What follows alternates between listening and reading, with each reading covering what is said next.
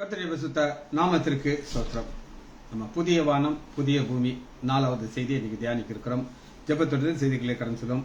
தோத்திரம் இயேசுநாதா, உமக்கென்றும் தோத்திரம் இயேசுநாதா, தோத்திரம் இயேசுநாதா, உமக்கென்றும் தோத்திரம் இயேசுநாதா, தோத்திரம் செய்கிறோம் நின்னாட்டியார் திரு நாமத்தே நாதரவேல், தோத்திரம் செய்கிறோம் நின்னாட்டியார் திரு நாமத்தே நாதரவேல். இன்றைத்தின மாதிலும் ஒருமித்து கூடவும் நாமத்தினால், இன்றைத்தின மாதிலும் ஒருமித்து கூடவும் நாமத்தினால், தந்தனின் திருவைக்காய் அமக்கென்றும் தோத்திரம் தோத்திரமே, தந்தனின் கிருபைக்காய் உமக்கென்றும் தோத்திரம் தோத்திரமே. நின்னுதிர மாதினால் திறந்தனின் ஜீவ பொது வாலியாம், நின்னுதிர மாதினால் திறந்தனின் ஜீவ பொது வாலியாம். நின்னடியார்க்கு பிதாவே சன்னதி செரவுமே சன்னதம், நின்னடியார்க்கு பிதாவின் சன்னதி செரவுமே சன்னதம். வானர் தூதர் சேனைகள் மனோகர கீதங்கால எப்போதும், வானர் தூதர் சேனைகள் மனோகர கீதங்களால் எப்போதும், ஓய்வின்றி பாடி துதிக்க பெறும் மன்னவனே உமக்கு, ஓய்வின்றி பாடி துதிக்க பெறும் மன்னவனே உமக்கு. நீரல்லால் எங்களுக்கு பரலோகில் யாருண்டு ஜீவனாதார், நீரல்லால் எங்களுக்கு பரலோகில் யாருண்டு ஜீவனாதார். நீரே அன்றி ஈகத்தில் வேறொரு தேற்றமில்லை பரனே, நீரே அன்றி ஈகத்தில் வேறொரு தேற்றமில்லை பரனே. இயேசுவின் நாமத்தினாலே ஜெபங்கள் பிதாவே, ஆமென். கர்த்தருடைய பரிசுத்த நாமத்திற்கு ஸ்தோத்திரம்.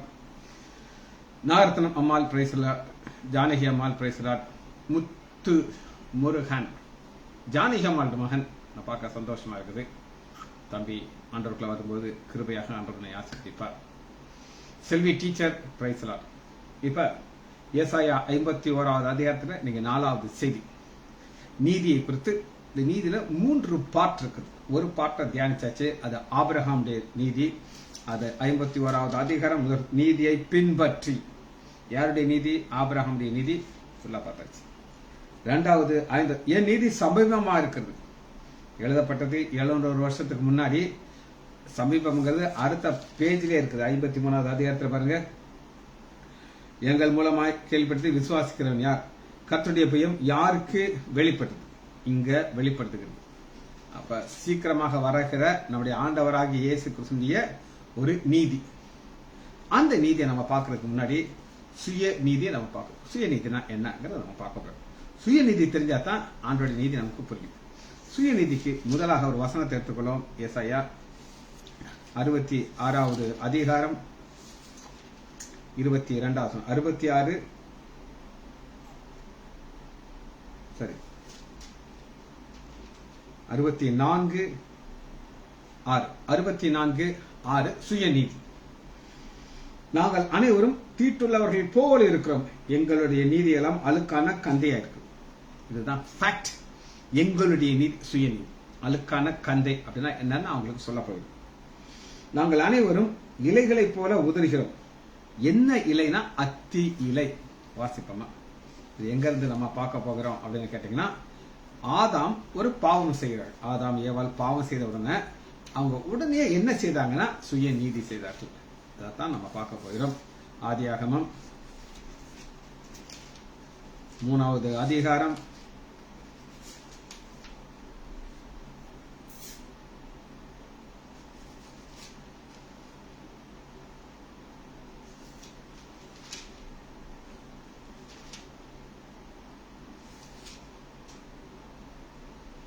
21வது வசனம். ஆதியாகமம் 3:21 பாவம் செய்தார்கள். நிர்வாணிங்கிறத உணர்றாங்க. அதுக்கு முன்னாடி அவங்க நிர்வாணியா தான் இருந்தார்கள். ஆதியாகமம் 2வது அதிகாரம் 25வது ஆதாமும் அவன் மனைவியாக்கிய இருவரும் நிர்வாணியாய் இருந்தும் கடைதான் இருந்தாங்க. சந்தேகம் ட்ரெஸ் கிடையாது. ஆனா அவர்களுக்கு ஆண்டவர் ஒரு மகிமையின் ட்ரெஸ் கொடுத்திருந்தாரு. அந்த ட்ரெஸ் வெட்கப்படாது இருந்தார்கள். இப்ப அந்த ட்ரெஸ் பண்ண உடனே வெட்கம் வந்துருச்சு. அவங்க என்ன செய்தார்கள் அப்படின்னு கேட்டீங்கன்னா,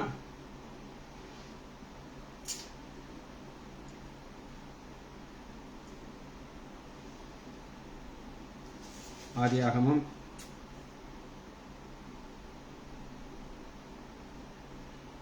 11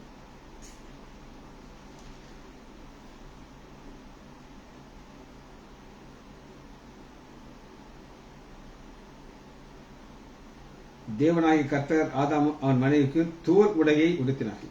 இவங்க என்ன செய்தார்கள் அப்படின்னு கேட்டீங்கன்னா, அத்தி இலையை தைத்து தங்களுடைய நிர்வாணத்தை மறைத்துக் கொண்டார்கள். அத்தி இலையை தைத்து, அந்த அத்தி இலை என்ன செய்யும் அப்படின்னு கேட்டீங்கன்னா, கொஞ்ச நேரத்திலே அது என்ன செய்யும், பறந்து போயிடும். அப்படி பறந்து போறதுனால ஆண்டவர் ஒரு தோல் உடைய கொடுக்கிறார். பாருங்க 21 தேவனாகிய கர்த்தர் ஆதாமுக்கும் அவன் மனைக்கும் தோல் உடைகளை உண்டாக்கி அவர்களுக்கு உடுத்துவித்தார். ஒரு சின்ன பிள்ளைக்கு ட்ரெஸ் போடுறவங்க உடுத்து வைக்கிறார். உடுத்து வைக்கிறது என்னது, ஒரு ட்ரெஸ்ஸை போட்டு விடுறது. இப்ப ஆண்டவர் ஒரு ட்ரெஸ்ஸை கொடுக்கிறார். அது தோல். தோல்ங்கிறது என்ன அர்த்தம்னா, அதற்கு பின்னாடி ஒரு மரணம் நடந்திருக்குது, ஒரு மரணம். அப்ப நான் உங்களுக்கு முதல் காமிச்சேன் சுயநீதி அப்படின்னு சொல்லி. இந்த சுயநீதியை நாம் புரிந்து கொள்றதுக்கு வாசிப்போமா? ஆண்டவராகிய இயேசு கிறிஸ்து ஒரு அருமையான ஒரு சம்பவத்தை சொல்லி இருக்கிறார். லூக்கா 18வது அதிகாரம் சுய நீதியை குறித்த ஒரு வசனத்தை பார்க்கணும். லூக்கா 18வது அதிகாரம் 10வது. இது சுயநீதி. சுயநீதி நடந்து சொல்லுவோம். நான் நல்லவன், எனக்கு பிரச்சனையே இல்லை, இதுதான் சுயநீதி. 2 மனுஷர் ஜெபம் பண்ணும்படிக்கு தேவாலயத்திலே போனார்கள். ஒருவன் பரிசேயன், மற்றவன் ஆயக்காரன். ஆயக்காரனா பாவி, பை பர்த். ஆயக்காரனுக்கும் இந்த பரிசேயனுக்கும் இல்ல ஒரு வித்தியாசத்தை நம்ம பார்க்க போயிடும். பரிசேயன் நின்று, தேவனே, நான் பரிகாரன் சொல்றாரு, அவனை கம்பேர் பண்றாரு. அநியாயக்காரன், விபச்சாரக்காரனாகிய மற்றவர்களை போலவும் இந்த ஆயக்காரன் போலாமல் இருக்கு, நானுமே சோசிருக்கேன். போனது ஜபம் பண்றதுக்கு. இங்க தற்புயற்சி தான் சுயநீதி. நான் யார் தெரியுமா அவங்களுக்கு சொல்லி என் மக டீனா திவ்யா ஒரு சம்பவத்தை சொன்னான். முகேஷ் அம்பானி இந்தியாவில் உலகத்துல நம்பர் 1 கோடீஸ்வரன்ல ஒரு லிஸ்ட்ல இருக்கிறவர். அவருடைய பையனுக்கு கல்யாணம் கிடையாது. கல்யாணத்துக்கு முன்னாடி ஒரு ஃபங்க்ஷன், அதாவது இன்னும் சில நாட்கள் மாதங்கள் இருக்கு, அதுக்கு முன்னாடி ஒரு ஃபங்க்ஷன். அதாவது இந்த ஒரு பேரை சொன்னா எனக்கு வாயில நுழையல. நிச்சயம் கிடையாது, நிச்சயம் முடிஞ்சிருச்சு. அப்ப அந்த பையன் எழுந்து நின்று சொல்றான்.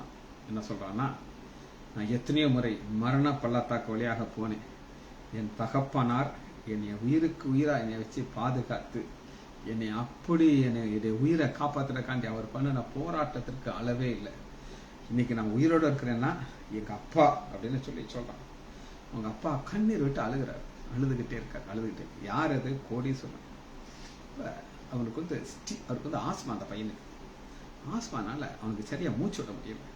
மூச்சு விட கஷ்டப்படுற அவனுக்கு ஸ்டீராய்டுங்கிற ஒரு மாதிரி ஹெவியா கொடுக்குறாங்க. ஏன்னா அது கொடுத்தா தான் உயிரோட இருப்பான். இந்த ஸ்டீராய்டு போட போட போட அவன் அப்படியே புஷ் புஷ் புஷ்னா பெருசாயிட்டான். போதா கோழி மாதிரி இருக்கான். இன்னும் கல்யாணம் ஆகலை, கல்யாணத்துக்கு முன்னாடி. அப்ப அந்த பையன் அங்க ஸ்டேஜ் நின்று சொல்றானா, வரப்போகிற மனைவியை பார்த்து சொல்றானா, இந்த கல்யாணம் இவளுக்கு ஒரு பெரிய ஒரு ஆசீர்வாதம் கிடையாது, எனக்கு தான் ஒரு பெரிய யோகம். அப்படி நம்ம எல்லாம் நினைப்போம், இந்த பொண்ணு இந்த பெரிய கோடீஸ்வரன் வீட்டுக்குள்ள கெத்தா எல்லாம் கிடைக்க போகுதுதான் நம்ம நினைப்போம். ஆனா அவன் என்ன சொல்றான்னா, நான் யோகக்காரன், அந்த பொண்ணு எனக்கு கிடைச்சிருக்கு. யோசிச்சு பாருங்க, இன்னைக்கு நீங்களும் நானும் அந்த பிரச்சனை இருக்காச்சுருக்கேன். நம்மகிட்ட அந்த அளவுக்கு பணம் கிடையாது, ஆனா ஆண்டவர் சுகத்தை கொடுத்துருக்கிறார். உங்களுக்கு யாராவது ஆஸ்மா இருக்காச்சுருக்கேன், நான் ஆண்டவர் சுகத்தை கொடுத்துருக்கிறேன். ஆனா அந்த தாழ்மையை பார்க்கணும். அவங்க அப்பா நின்று சொல்றாரு, எனக்கு எவ்வளவோ கோடி பணம் இருந்தாலும் என் பையன் உயிரோட இருக்கிறாங்க, அதான் எனக்கு போதும். அப்பா உடைய வார்த்தை நம்ம பார்க்கணும். சுய நீதியை ஜஸ்ட் ஆப்போசிட் பாருங்க. 12 சுயநீதியில வாரத்தில் 2 தரம் உபவாசிக்கணும். யாரு கேட்டாங்க? அவர் சொல்றாரு, நான் உபவாசம் பண்றையா, சம்பாத்தியத்தில் எல்லாம் தசமபாகம் செலுத்துகிறேன் என்று தனக்குள்ளே ஜெபம் பண்ணினான். தான் சுய நீதிங்கிறது. ஆயக்காரன் தூரத்தில் நின்று, எங்க டிஸ்டன்ஸ் கிட்ட வர கூட அவனுக்கு என்ன கிடையாது, தகுதி கிடையாது. தூரத்தில் நின்று தன் கண்களை வானத்துக்கு நேரே எடுக்க துணியாமல், வானத்துல பரலோக தேவன் இருக்கார், ஐயா ஐயோ அவரெல்லாம் நான் பார்க்க முடியாது, துணியாமல் தன் மார்பிலே அடித்துக் கொண்டு, தேவனே பாவியா இருக்கிற என் மேல் கிருபையாகும். இதுதான் ஒரு தாழ்மையின் ஜெபம். இது சுயநீதி கிடையாது. ஒவ்வொரு வார்த்தையும் பாருங்க, தேவனை கடவுள்கிட்ட ஜெபம் பண்றாரு. இந்த ஆயக்காரன் ஆண்டவர்கிட்ட ஜெபம் பண்றான். பக்கத்துல நிக்கிறது யாரு, ஒரு பரிசேயன். தன்னுடைய புகழ்ச்சியை சொல்லிக்கிட்டே இருக்கான். ஆனா இவன் ஆண்டவர்கிட்ட சொல்றான், என்ன சொல்றான்னா, பாவியாகிய என் மேல், நான் பாவி ஆண்டவரே. இதுல எந்த லிஸ்டும் இவரு கிடையாது, ஆனா பாவிங்கிறார். என் மேல் கிருபையாகும். 14 அவன் அல்ல இவனே. அவன் யாரு, தூரமா நிக்கிறான். ஆண்டவர் எங்க நிக்கிறாரு, இவன் பக்கத்துல இருக்கிறார். அதாங்க அவன் அல்ல இவன். இந்த பாவி பக்கத்துல ஆண்டவர் நிக்கிறாருங்க. நான் சொல்ல பைபிள் சொல்லு, அவன் தூரத்தில் நிக்கிறான். இவனே நீதிமான் ஆக்கப்பட்டவனாய் தன் வீட்டுக்கு திரும்பினான் என்று நான் சொல்லுகிறேன். நீதிமான் ஆக்கப்படுகிறான். இதுதான் நம்ம பார்க்கிறோம், எப்படி நீதிமான் ஆக்கப்படுகிறோம்னு சொல்லி. இந்த நீதிமான் ஆக்கப்படுறதுக்கு என்ன நடக்கணும் அப்படின்னு கேட்டீங்கன்னா, ரோமர் 5வது அதிகாரத்துல நாம் எப்படி நீதிமான் ஆக்கப்படுகிறோம். 5:1 இவ்விதமாக நாம் விசுவாசத்தினால் நீதிமான் ஆக்கப்படுகிறோம். விசுவாசம் நமக்கு தேவை. 2வது 9வது வசனம், ரோமர் 5:9 இப்படி நாம் அவருடைய ரத்தத்தினாலே நீதிமான்கள் ஆக்கப்பட்டிருக்கிறோம். அப்ப நமக்கு விசுவாசம் தேவை, ஆண்டவருடைய ரத்தம் தேவை. நம்மள ஆண்டவர் நீதிமான் அவர் ஆக்குறார், நம்மளால் ஆக முடியாது. அந்த நீதிமான் எதுக்காக நாம் ஆக்கப்படுகிறோம் அப்படின்னு கேட்டீங்கன்னா, ஏசாயா 51வது அதிகாரம், நீதியை அறிந்தவர்களே, என் வேதத்தை இருதயத்தில் பறித்த ஜனங்களே. இது தேவனுடைய நீதி நமக்கு தெரியும். 1 கொரிந்தியர் 5வது அதிகாரம் 21வது வசனத்துல தேவ நீதியை குறித்து நம்ம பலமுறை சொல்லியாச்சு. நல்லா இப்ப அங்க போறோம். 3வது ஒரு நீதியை பார்க்க இருக்கிறோம். அந்த நீதி என்ன நீதி அப்படின்னு கேட்டீங்கன்னா,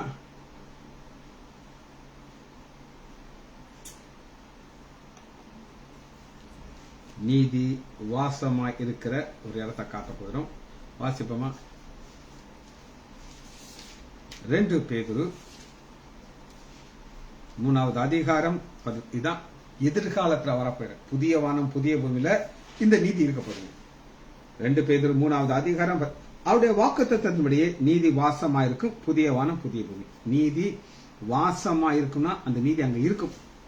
உங்களுக்கு பிடிக்குதோ பிடிக்கலையோ அந்த நீதி எங்க இருக்கும், அங்கதான் இருக்கும். அந்த நீதியை நம்ம பார்க்க போகிறோம். இது எதிர்காலத்துல வரப்போகிற ஒரு நீதி. இந்த நீதி தான் மோஸ்ட் இம்பார்ட்டன்டான நீதி. இந்த நீதியை நம்ம பார்க்கிறதுக்கு ஒரு சில வசங்களை நம்ம தியானிக்க இருக்கோம். சரி, ஏசாயா 62வது அதிகாரத்துக்கு வரும். ஏசாயா 62.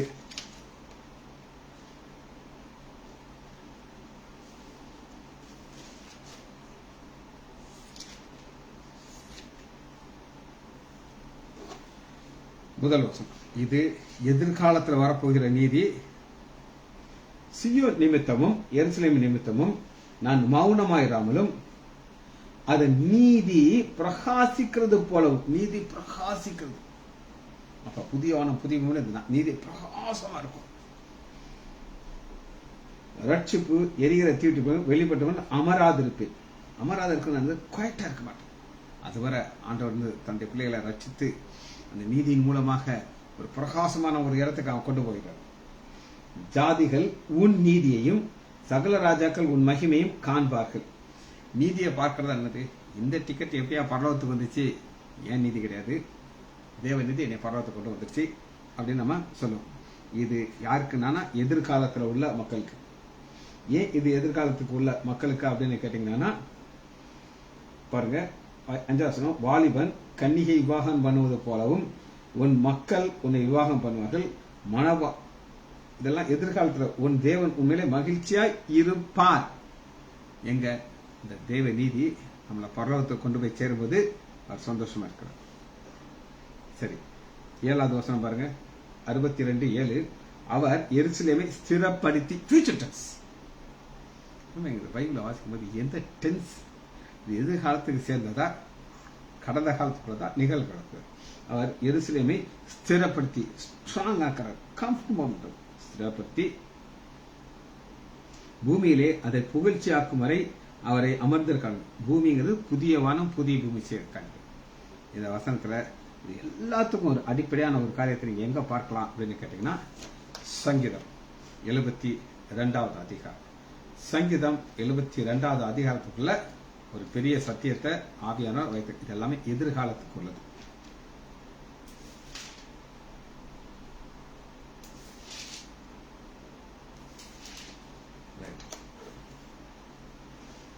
இது எல்லாமே எதிர்காலத்துக்குரியது. இந்த வசனத்தை நம்ம ஒவ்வொரு வசனமா வாசிக்க போகிறோம். இதுதான் புதிய வானம் புதிய பூமியில நீதி வாசமா இருக்கிற படம் இடத்துல.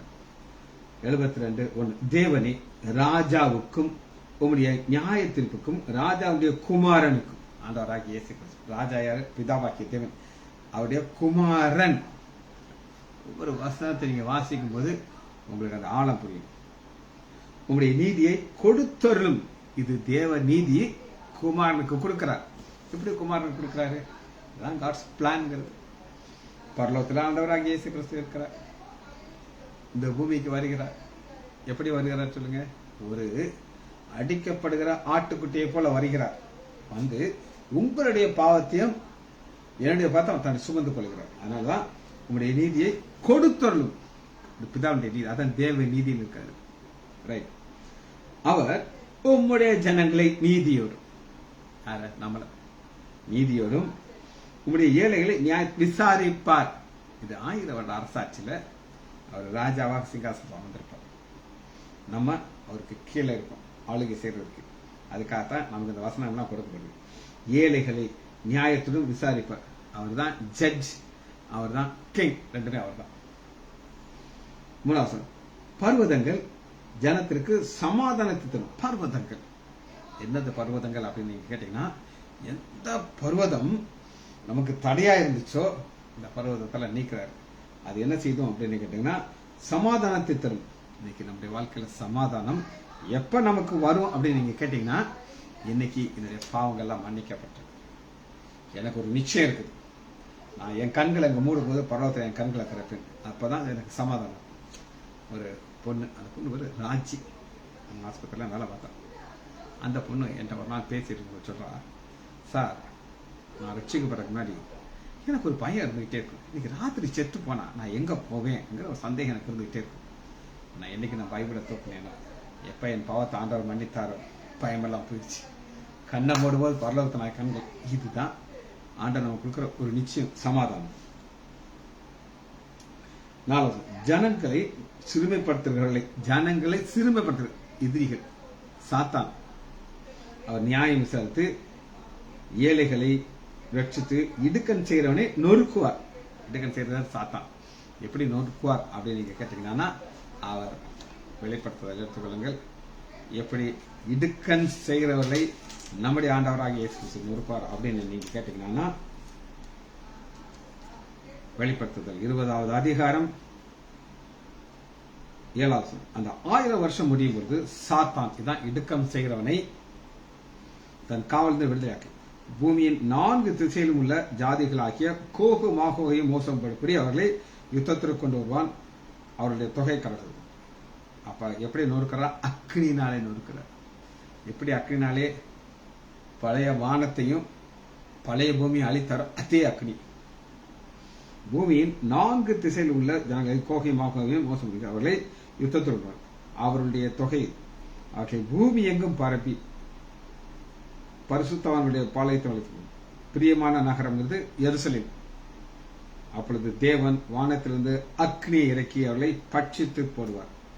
சாத்தான் எல்லாத்தையும் செய்யறாரு, அக்னி கடல்ல கொண்டு போய் தூக்கி போட்டார்.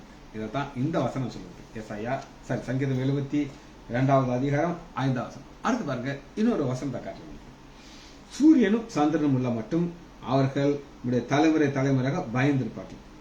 தேவ பயம் அங்கே இருக்கும். ஏன்னா நம்ம எப்படி இருந்தோம், நமக்கு தகுதி கிடையாது. ஆனா நமக்கு ஆக ஆண்டவராகிய இயேசு கிறிஸ்து மரித்தார். அந்த பயம் சூரியனும் சந்திரனும் உள்ள மட்டும் அப்படின்னா என்ன அர்த்தம் தெரியுமாங்க? இது ஒரு நாட்டு 5 பேர்.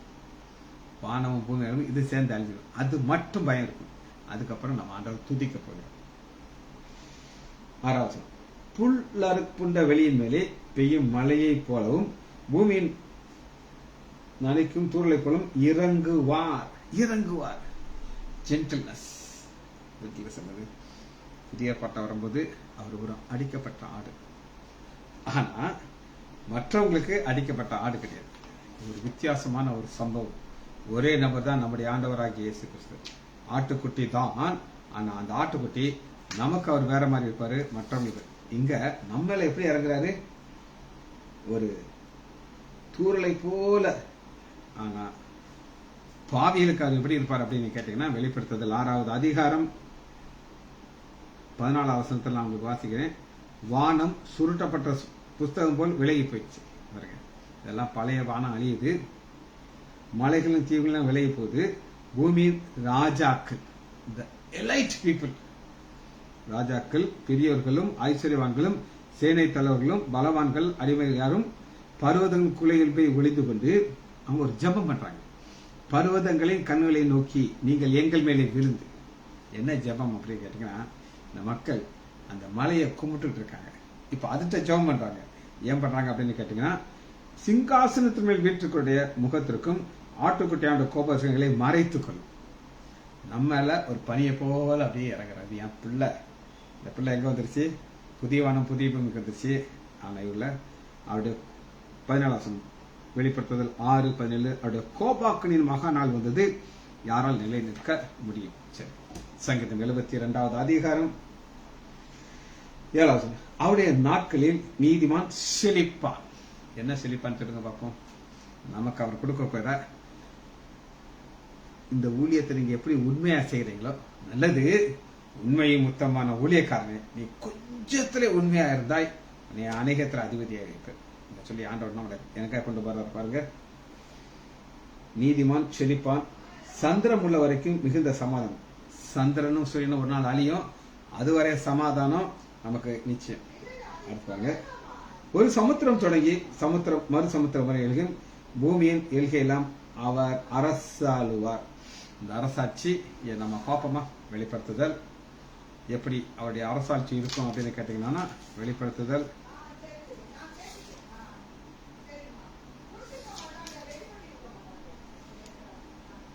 11வது அதிகாரம் 1-1. 7ஆம் தூதன் எக்காலம் வந்ததுன்னா, அப்பொழுது உலகத்தின் ராஜ்யங்கள் ஒன்னுட்டு ஒண்ணுன்னா அதுக்கப்புறம் வேற எதுவுமே கிடையாது. ராஜ்யங்கள் நம்முடைய கர்த்தரும் அவருடைய கிறிஸ்துவ ராஜ்யம்னா அவர் சதா காலங்களும் ராஜபாரியம் பண்ணுவார். கம்பீர சத்தம், ராஜபாரியம். இதைத்தான் நம்ம இங்க பாக்குறோம். ஒரு பூமி சமுத்திரத்திலும் நதி தொடங்கி பூமியின் எல்கை எங்கும். இங்க வேற யாருக்கும் ஆட்சி கிடையாது. அடுத்த பாருங்க 9. வனாந்தரத்தார்கள் அவருக்கு முன்பாக குனிந்து வணங்குவார்கள், அவருடைய சத்துருக்கள் மண்ணை நக்குவார்கள். மண்ணை நக்குவார்கள். இது சாத்தானுக்கு கொடுக்கப்பட்ட ஒரு சாபம்.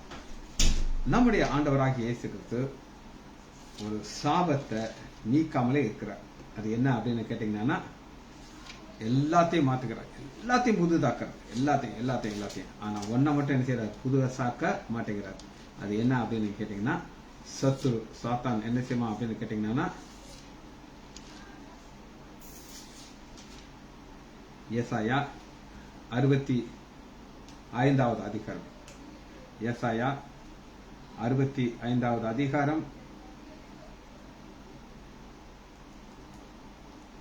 25. சாத்தான் மண்ணை நக்குவான். வாசிப்போமா? ஓநாயும் ஆட்டுக்குட்டியும் ஒரு மெத்தி மேய். ஆயிரோட சச்சரி இதெல்லாம் நடக்கும்.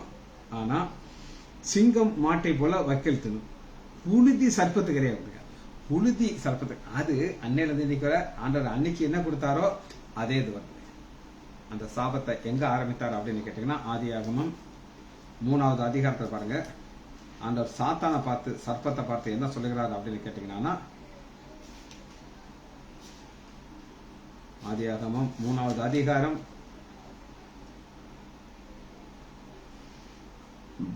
14. நீ உன் வயிற்றினாலே நகர்ந்து உயிரோடு இருக்க நாளெல்லாம் மண்ணை தின்பாய். இல்லைங்க, மண்ணை தின்ப. மண்ணை எங்க பத்தி சொல்ற மண் எப்படின்னா மண்ணான மனிதன். யாரு? மண்ணுங்கிறது மண்ணான மனிதன் திங்கிறான என்ன அர்த்தம்னா மக்களை வஞ்சித்து வஞ்சித்து வஞ்சித்து எல்லாம் அவங்க வயிற்றுக்குள்ள போயிட்டே இருக்காங்க. ஆனா ஆண்டோடைய பிள்ளைகள் மண்ணு கிடையாது, அவருடைய ஆலயமாக மாத்துறார், நீதிமானாக மாத்துறார். இவங்களை சாப்பிட முடியாது. ஆனா 1000 வருட அரசாட்சியிலையும் பாருங்க 65வது அதிகாரம் தின்னும் புழுதி. புழுதி சர்ப்பத்துக்கு இரையாகும். அப்ப 1000 வருட அரசாட்சியில ஒரு சாபத்தை மட்டும் ஆண்டவர் எடுக்காம வச்சிருக்காரு. சரி, தொடர்ந்து நம்ம எதிர்காலத்துல நீதி வாசமா இருக்கிற புதிய வானம் புதிய பூமியில அடுத்து என்ன ஆசீர்வாதம்? சங்கீதம் 72வது அதிகாரம் 10. தர்ஷீஷின் ராஜாக்கள் தீவுகளும் ராஜாக்களும் காணிக்கை கொண்டு வருவார்கள், ஷேபாவிலும் ஷேபாவில ராஜாக்களும் வெகுமதிகளை கொண்டு வருவார்கள். இது எங்க பார்க்கலாம்னா வெளிப்படுத்துதல் 21வது அதிகாரம். இதே சம்பவம் நடக்குது பாருங்க. ரட்சிக்கப்பட்ட ஜனங்கள் வெளிச்சத்தில் நடப்பார்கள். பூமியின் ராஜாக்கள் புதிய வானம் புதிய பூமியில ஒரு ஆட்சி நடக்கும். அது ஆண்டவராகிய இயேசு கிறிஸ்து தான் ராஜாவா இருப்பாரு. ஆனால் ஒரு ஆட்சி நடக்கும், மக்கள் இருப்பாங்க. ராஜாக்கள் தங்கள் மகிமையும் கனத்தையும் அதற்குள்ளே கொண்டு வருவார்கள். ராஜாக்கள் செய்றாங்க, கொண்டு வரலாம். இது 1000 வருட அரசாட்சியில நடக்கக்கூடிய ஒரு பெரிய ஆசீர்வாதம். 16 சகல ராஜாக்களும் அவரை பணிந்து கொள்வார்கள், சகல ஜாதிகளும் அவரை சேவிப்பார்கள். சகல ராஜாக்களுங்கிறது என்னன்னா 1000 வருட அரசாட்சி நடக்கும்போது நம்முடைய சரீரம் வேற மாதிரி இருக்கும். ஆனா அன்னைக்கும் மக்கள் இருப்பாங்க, அவங்க ஒரு வாழ்க்கையை வாழ்ந்துட்டு இருப்பாங்க. அவங்களுக்கும் ஆண்டவர் ஆசீர்வாதத்தை கொடுப்பாரு.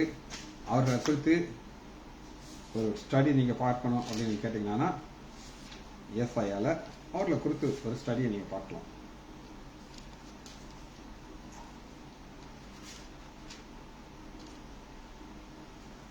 அறுபத்தி 1வது அதிகாரம் ஃபுல்லா இருக்கும். 61வது அதிகாரம் ஃபுல்லா நீங்க ஃபுல்லா இருக்கும். நான் ஒரு வசனத்தை மட்டும் உங்களுக்கு வாசிக்கிறேன். சீயோனிலே துயரப்பட்டவர்களை சீர்படுத்தி அவருக்கு சாம்பலுக்கு பதிலாக சிங்காரம். இங்க சாம்பல், அங்க சிங்காரம். துயரத்துக்கு பதிலாக ஆனந்த தைலத்தையும், ஒடுங்கின ஆவிக்கு பதிலாக துதியின் உடையும் கொடுத்து. துதியின் உடை நம்ம துதித்து கொண்டிருக்கோம். இதெல்லாமே 1000 வருட அரசாட்சியில நமக்கு கொடுக்கக்கூடிய ஒரு பெரிய ஆசீர்வாதம்.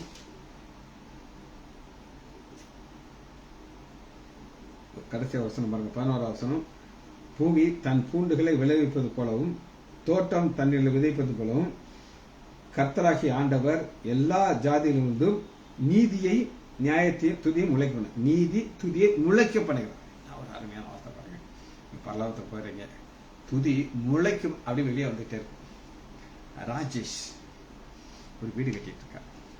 நான் அங்க வர்றதுக்கு முன்னாடி என்கிட்ட வந்து பேசிட்டு இருந்தார்.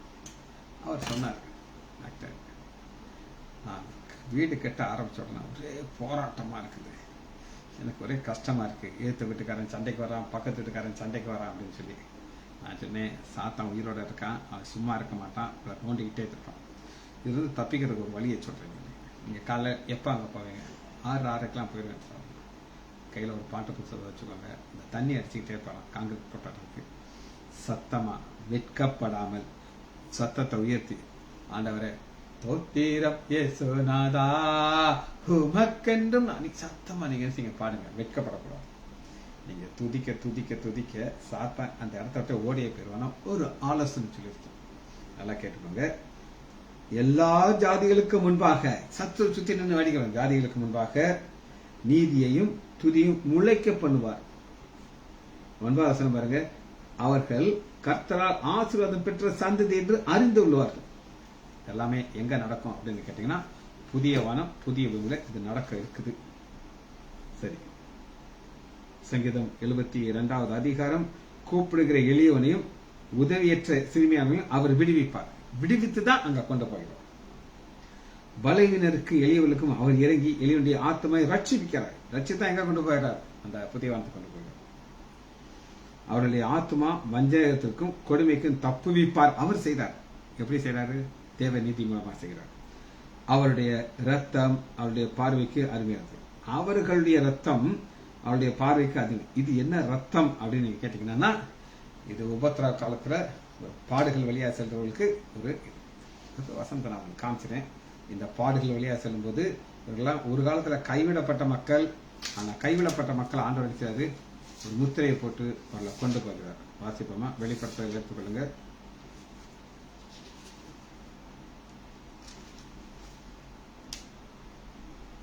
13வது அதிகாரம் 16.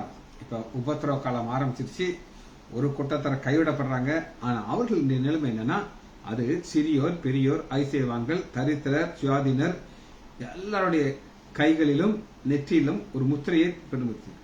இந்த முத்திரை இருந்தா தான் விற்கவும் முடியாது, வாங்க முடியாது. இப்ப கைவிடப்பட்ட மக்கள் எங்க இருக்கிறாங்க? பூமியில இருக்கிறாங்க. ஆனா ஒரு வைராக்கி இருக்குது. நான் செத்தாலும் பரவாயில்ல, நான் என்ன செய்ய மாட்டேன், இந்த அந்திகிறிஸ்துவை வணங்க மாட்டேங்கிறாங்க. அந்த நேரத்துல அவருடைய வாழ்க்கையில என்ன நடக்கும் அப்படின்னு கேட்டீங்கன்னா, பார்த்துக்கோங்க. வெளிப்படுத்துதல்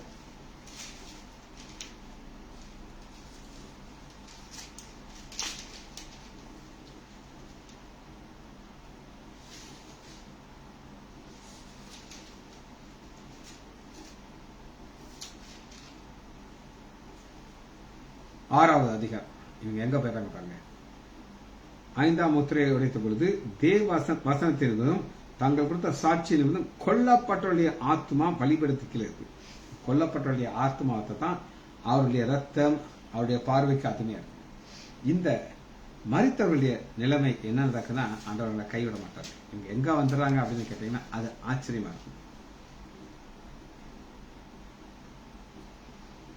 வெளிப்படுத்தது 20வது அதிகாரம் 4வது வசனம்.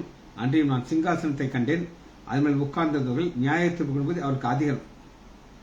இயேசுவை பற்றிய சாட்சி நிமித்தம் தேவனுடைய வசனத்தை சிறுசேதம் பட்டவருடைய ஆத்மா மிருகத்தையாவது வணங்காதவர்களை கண்டேன். அவர்கள் உயிர்த்து கிறிஸ்துவோடு கூட 1000 வருஷம் அரசாண்டார்.